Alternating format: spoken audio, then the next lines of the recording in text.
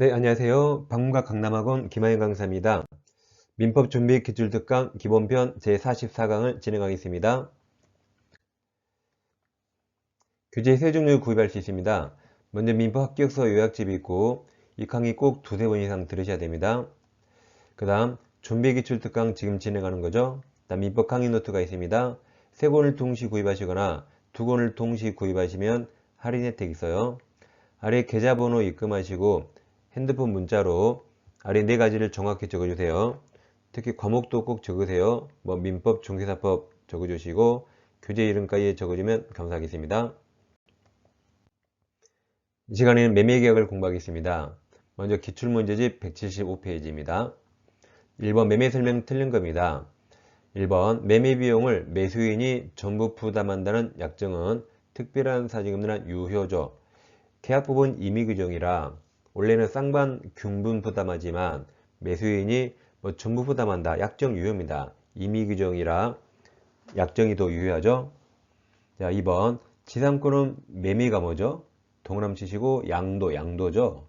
그러니까 이걸 양도라 그러면 다 이걸 정답 찾았을 텐데 매매라니까 이걸 못 찾았죠. 지상권은 양도 자유죠. 양도가 매매입니다. 그래서 2번이 정답입니다. 3번은 시험이 많이 나온 질문이죠.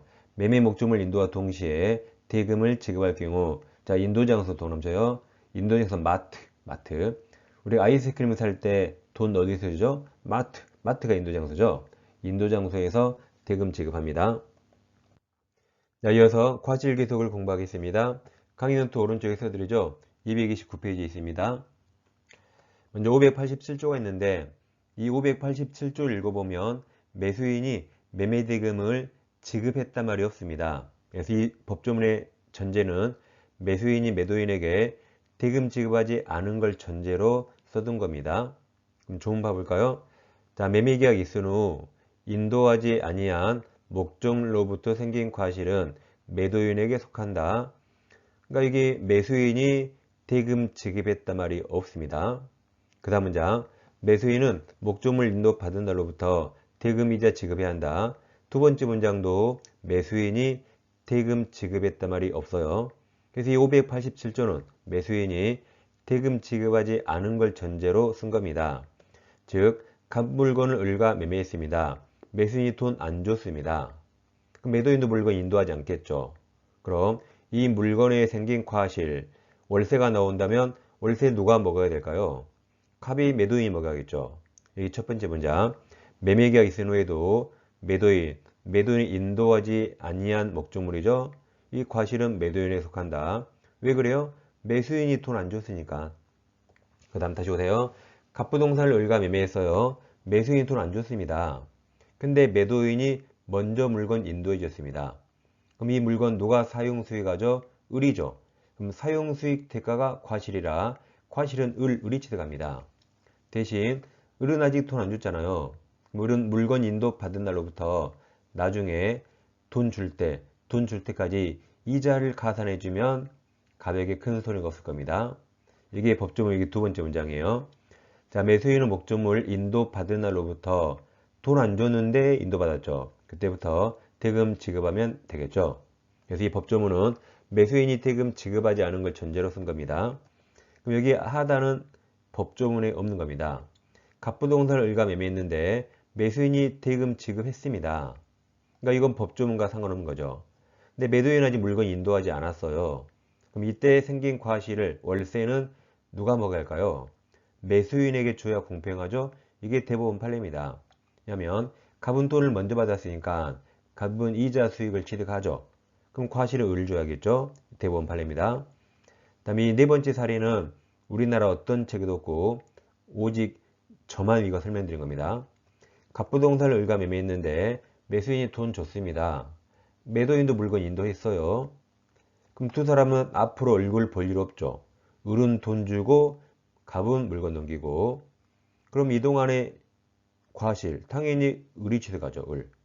대신 갑은 돈 받았으니까 이자 수익을 취득할 겁니다. 그래서 이 네 번째 사안은 너무 당연해서 우리나라 어떤 책에도 없고 시험에도 안 나옵니다. 너무 당연합니다. 근데 왜 가끔 질문하신 분이 있어요. 왜냐하면 우리가 수학을 열심히 해보세요. 여기 XX, XO, OX니까 경우수가 그럼 쌤, OO는 뭐예요? 라고 물어보신 분이 있습니다. 물어보실까봐 미리 말씀드렸어요. 과실을이 들어가고 토는 값이 가는 거죠. 그 값과 을은 더 이상 얼굴 볼 일 없는 거죠. 그래서 이제 4번 질문, 1번에 4번. 매매 목적물이 인도되지 않고 대금도 완제 주지 않았어요. 그러면 목적물 생긴 과실은 매도인 자기 것 자기가 먹겠죠? 자, 매매 이야기를 공부하겠습니다. 강의 노트 227페이지 있어요. 우리가 예약은 많이 해보셨죠? 언제 해보셨죠? 영화표 예약, 뭐 식당 예약 그런 걸 말합니다. 금호이병유시 4조 1항 매매 일방 예약은 상대방이 매매를 완결할 의사를 표시한 때 매매 요력이 생깁니다. 즉 일단 예약했죠? 그리고 매매할 거야 라고 완결 의사를 표시하면 그때 매매 요력이 생기는 거죠. 즉 갑식당 있는데 우리 그랬습니다. 전화 와가지고 금요일 7시에 4명 예약할게요. 갑이 노 할 수 있죠. 우리 식당은 손님이 넘쳐나서 예약 안 받아야 할 수 있죠. 그럼 예약이 안 되는 겁니다. 근데 갑이 네 그래서요 그러면 매매 예약이 성립했고 이건 나중에 본계약을 체결할 게 남아서 채권계약입니다. 그러면 금요일 7시가 왔어요. 갑이 그럽니다. 야 예약했잖아. 너희들 빨리 와서 밥 먹어 그래요. 그럼 매매계약이 성립합니까? 성립 안 하죠. 매매계약 성립하지 않습니다. 그 말은 갑 측에게는 예약을 완결할 권한이 없다는 겁니다. 반면 7시에 을이 와서 우리 예약했죠? 빨리 밥 주세요 그래요. 그럼 바로 매매계약이 성립하죠. 그 말은 을 쪽에게는 예약을 완결할 권한이 있다고 표현합니다. 이처럼 보통 예약은 한쪽에게만 예약 완결할 권한이 있고 한쪽에게는 없습니다. 이런 걸 일방예약이랍니다. 만약에 갑 쪽에도 예약 완결할 권한이 있고 을 쪽에도 있다면 그걸 쌍방예약을 하는데 통상적으로 일반적으로 갑 쪽에게는 예약 완결할 권한이 없습니다. 한쪽에게만 있죠. 이걸 일방예약을 합니다. 다시 법조문 올라가기랑 법조문 박스 왔죠? 매매 이렇게 일방예약으로 보통 보거든요. 그러니까 이렇게 일방예약은 상대방이 을이죠. 을이 매매를 완결할 의사를 표시한 때 이게 예약 완결권을 표시한 때 갑 동의 없이 바로 매매 효력이 생기는 겁니다. 그러니까 예약 완결권은 형성권이에요. 밥 줘 그러면 갑 승낙 없이 바로 매매 효력이 형성되는 형성권에 속합니다. 청구권이 아니에요. 형성권입니다. 자, 그럼 이제 시험은 부동산이 나오겠죠. 부동산. 갑부동산 있는데 우리 나중에 제가 3억에 살게요. 그러니까 갑이 노 하면 이해하기 안 되지만 그래 내 당신한테 3억에 팔게요 라고 하면 매매 이야기 성립하고 그러죠? 근데 갑이 그래요. 야 너 빨리 와서 3억에 사. 그러면 매매계약 성립하지 않죠. 이것이 갑측에게는 예약을 완결할 권한이 없다고 표현합니다. 근데 우리 3억을 준비해서 제가 예약했죠, 찜했죠, 3억에 빨리 팔아 그러면 바로 매매계약이 성립합니다. 그 말은 을 쪽에게는 예약 완결권이 있다고 설명합니다. 그럼 이건 형성권이에요. 그럼 존속기간은 약정이 세면 약정에 따릅니다. 즉 갑이 그래? 그럼 3년 안에 사세요 할 수 있죠. 3년 안에 기다릴게요. 그럼 3년 약정했죠. 그럼 우리는 3년 안에 와서 사야겠죠.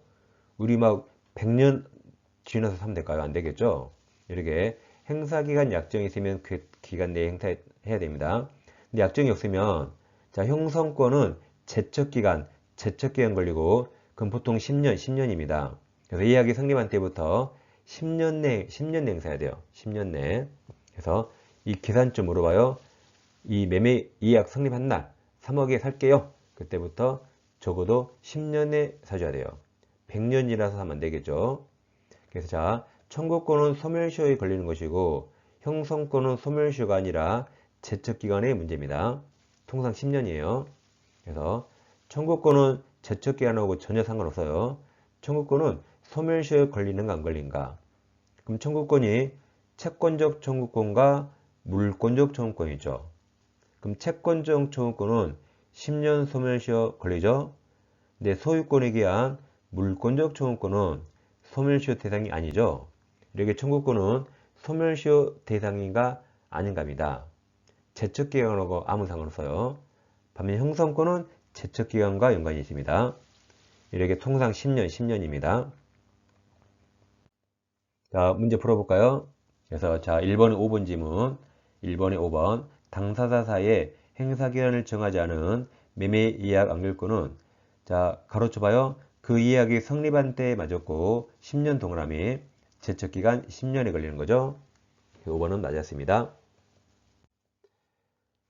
자, 2번 매매에서 과실 기소가 대금 이자 등에 관한 설명으로 옳은 겁니다. 뭐 가로는 특별히 볼 필요 없어요. 자, 기억 매매 계약 후 목적물이 인도되지 않았네요. 근데 매수인은 대금을 다 지급했네요. 그 시점 이후 목적물로부터 생긴 과실은 매수인에게 기소가 되랬죠. 매수인 또 넘잖아요. 니은 매수인이 대금 지급을 거절할 정당한 사유. 정당한 사유가 있는 경우 매수인은 돈 줄 필요 없네요. 매수인은 목적물을 미리 인도받더라도 대금 이자 지급 의무가 없습니다. 왜 그래요? 매수인은 대금 지급을 거절할 정당한 사유가 있기 때문에. 디귿 매매계약이 취소했다거나 없죠. 취소된 경우 선의 점유자인 매수인 그러니까 매수인이 물건을 넘겨받았기 때문에 점유자가 되는 거죠. 그 선이네요. 그럼 여긴 201조가 적용되죠. 예전에 점유자와 해복자 관계에서 계약이 무효 취소가 돼도 201조부터 203조 적용됩니다. 그래서 201조에서 선의 점유자는 과실 취득권이 인정됩니다. 그럼 선의 매도인도 그에 대응해서 이자 지급할 의무가 없어요. 지급받은 대금 운용이익 내지가 또는 법정이자 운용이익은 그냥 법정이자로 보면 돼요. 이자 반환 의무가 없습니다. 그래서 기억은 아까 봤던 판례고 니은 디귿 처음 보죠. 니은 디귿은 그냥 이대로 기억하시면 됩니다. 그럼 해설 보시면 돼요. 해설. 일단 정답은 5번이고 자 해설 보세요. 기억은 아까 봤습니다. 자 니은 보세요. 해설. 민법 아까 587조는 매매계약 있은 후에도 인도하지 아니한 목적물로부터 생긴 과실은 매도인에게 속한다. 내 매수인은 목적물 인도받은 날로부터 대금이자를 지급해야 한다고 규정하고 있다. 그러나 매수인의 대금 지급 의무와 매도인의 소유권 이전 등 규모가 보통 동시행이죠. 동시행관계 등을 있는 등으로 매수인이 대금 지급을 거절할 정당한 사유가 있는 경우에는 그러니까 아직 소유권 이전을 안 해준 거죠. 그 매매 목적물을 미리 인도받았다 하더라도 아직 소유권 안 넘긴 거나 위 민법 규정에 의한 이자를 지급할 의무가 없다 그랬죠? 없다. 그래서 이 판례 이대로 그냥 기억하는 겁니다. 그 다음 디귿이 좀 어렵습니다. 자, 밑에 여백 보세요. 가격이 X부동산에 있는데 을과 매매했습니다. 매수인들이 대금 지급했고 매도인은 을에게 목적물 점유를 넘겼어요. 인도해줬죠? 근데 매매가 무효가 되거나 취소가 됩니다. 그럼 받은 것 부당이득 반환해야겠죠. 갑은 대금 반환하고 을은 목적물 넘겨줘야겠죠. 동시행해야겠죠. 동시행. 자, 근데 을이 계약이 무효 취소가 되면 아까 201조부터 203조가 적용됩니다. 즉 점유자와 해복자 관계가 적용돼요.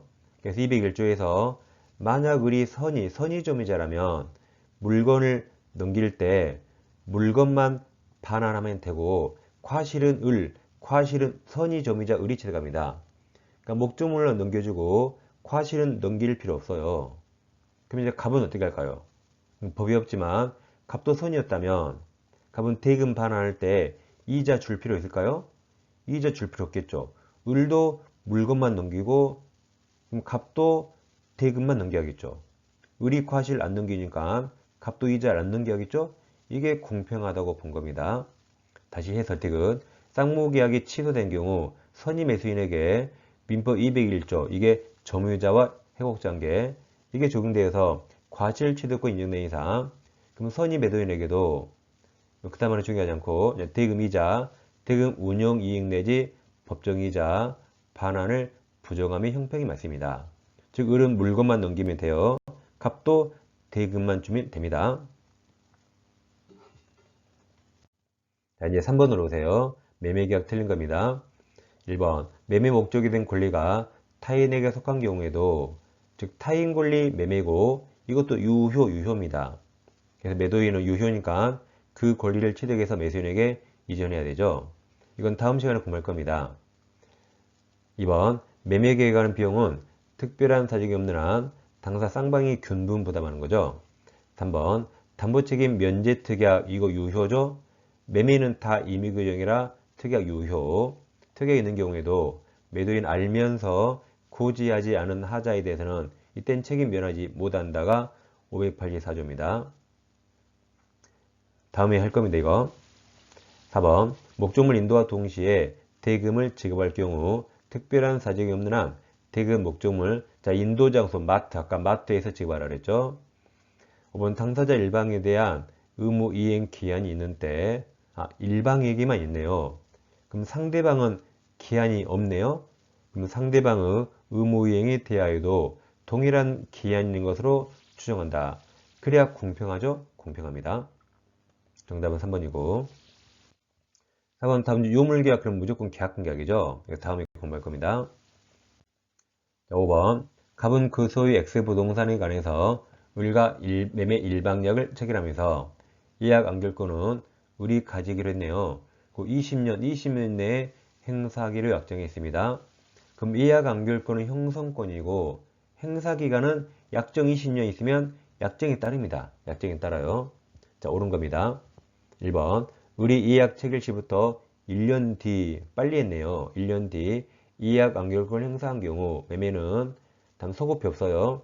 이약 체결 시 소급 들렸죠. 이약 안결권을 행사한 때 그때부터 효력이 발생하죠. 2번 을과 이약 안결권은 형성권에 속함으로 이렇게 맞았지만 갑과의 약정에 불구하고 약정에 따릅니다. 행사기간은 10년 단축 안 돼요. 약정에 20년 약정에 따른다. 3번 을이 가진 이약 안결권은 재산권이죠. 재산권이므로 특별한 사정이 없는 한 타인에게 양도할 수 있습니다. 재산권이라 돈 받고 매매, 양도 매매할 수 있죠. 4번 을이 이약 안결권은 행사기간 내에 행사했는지 관해서 갑의 주장이 없더라도 법원은 고려해야 됩니다. 그러니까 이약 안결권은 제척기간이죠. 그 제척기간이 도가했는가는 법원이 직권으로 고려해야 됩니다. 그래서 그 기간이 지났으면 절대 받아주면 안 되는 거죠. 5번 을이 이약 안결권 행사하면 형성권이죠. 갑승낙 있어야 들렸죠. 없어도 행사하자마자 바로 계약이 효력이 발생합니다. 6번 매매 일방이약 틀린 겁니다. 1번 일방이약이 성립하려면 본 계약인 매매계약 요소가 되는 내용이 확정되어 있거나 확정할 수 있어야겠죠. 우리 극장 이약 하잖아요. 근데 극장 이미 어떤 프로는 요금이 10,000원 정해 있잖아요. 그걸 이야기하는 거죠. 그래서 뒤에 본계약인 매매계약 요소가 되는 내용 확정되어 있거나 확정할 수 있어야겠죠. 여러분 식당도 메뉴판 이미 정해 있잖아요. 메뉴판. 지금 무슨 음식 먹을지 안 골라서도 메뉴판에 있는 건 이미 금액이 정해 있잖아요. 이렇게 확정할 수 있는 겁니다. 1번 그냥 이대로 기억하는 겁니다. 자, 2번 이약 안결권 행사 기간이 도가기 전에 이약 안결권자가 이약 목적물인 부동산을 인도받은 경우, 뭔가 먼저 인도받은 거죠. 근데 그게 도가했네요. 그럼 형성권이라 그 기간이 도가하면 바로 소멸합니다. 물건을 인도받았더라도 이건 형성권이죠. 그 기간 내 행사해야 돼요. 그 기간 지나면 이약 안결권 바로 소멸합니다. 이게 정답입니다. 3번 이약 안결권은 당사사의 행사기간을 약정한 때는 그 기간 내 행사해야 되죠. 4번 상가에 관해서 매매 이약이 성립한 이후 법령상 제한에 의해서 일시적으로 분양이 금지되었네요. 그럼 매매할 수 없죠? 근데 나중에 다시 허용됐네요. 그러면 그 이약 안결권 행사는 이제 더 이상 이행 불능이 아니죠. 허용됐기 때문에. 4번도 그냥 이대로 공부하는 겁니다. 특별한 설명 필요 없어요. 5번도 마찬가지예요. 이해약 악물권 행사의 의사표시담은 소장, 부본, 소송을 제기해서 소장이 나왔네요. 소장, 부본, 송달로서 이해약 악물권을 재판상 행사하는 경우 그 행사가 유효하기 위해서 그 소장, 부본이 제척기간 내에 당연하죠. 이해약 악물권을 재판상 행사하더라도 제척기간 내에 행사해야 되죠. 그러면 그 소장, 부본이 제척기간 내에 상대방에게 도달해야겠죠. 그래서 5번도 그냥 이대로 공부하는 겁니다. 그래서 4번, 5번은 뭐 특별한 해설이 필요 없어요. 정답 2번입니다. 1번 매매계약 설명 틀린 거죠. 1번 매매계약은 우리가 불락이 쌓여였죠. 불효칭 낙성입니다. 2번 타인권리도 매매 목적 될 수 있어요. 그걸 아까 타인권리 매매 유효라고 말씀드렸죠. 3번 매도인 담보책임 규정은 그 성질을 허용하는 한 다른 유상계약, 교환이나 임대차에 준용될 수 있어요. 4번 매매계약 비용은 특약 없는 한, 특약 없으면 쌍방이 균분해서 부담하죠. 매수인이 전부가 아니라 쌍방 균분이죠. 이게 정답이네요.